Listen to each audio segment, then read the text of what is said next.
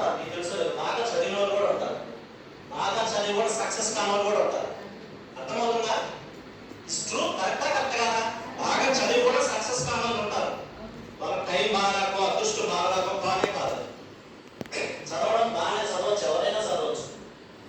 సంవత్సరం రోజులు కష్టపడితే ఈజీగా పాస్ అవ్వచ్చు. పాస్ అవ్వడము, 90% మార్కులు తెచ్చుకోవడం కష్టపడితే వస్తుంది. ఒక చదువు ఒక్కటే చదివి ఎగ్జామ్స్ రాసి పాస్ అయ్యి ఒక సర్టిఫికేట్ ఒక్కటే మనల్ని జీవితంలో ఉన్నత స్థాయిలో నిలబడదు. మన యొక్క యాటిట్యూడ్, మన ఆలోచన విధానము, మన మైండ్ సెట్, మన యొక్క డిసిప్లిన్, ఈ ఫ్యాక్టర్స్ అన్నీ పనిచేస్తాయి. మన యొక్క వ్యక్తిత్వం అన్నీ పనిచేస్తాయి. ఇవన్నీ సమాధానమే వాళ్ళ సక్సెస్ అయిన వాళ్ళకి మిగతా వాళ్ళకి ఉన్న క్వాలిటీస్ కొన్ని ఉంటాయి. ఆ క్వాలిటీస్ లో ఫస్ట్ నెంబర్ 1 ఖచ్చితంగా గోల్ ఉంటుంది.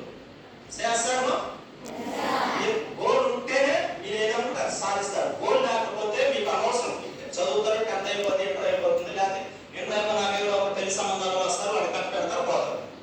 తర్వాత వాడు ఇబ్బంది పెడతారు, అప్పుడు మళ్ళీ కోచింగ్ సెంటర్కి వస్తారు.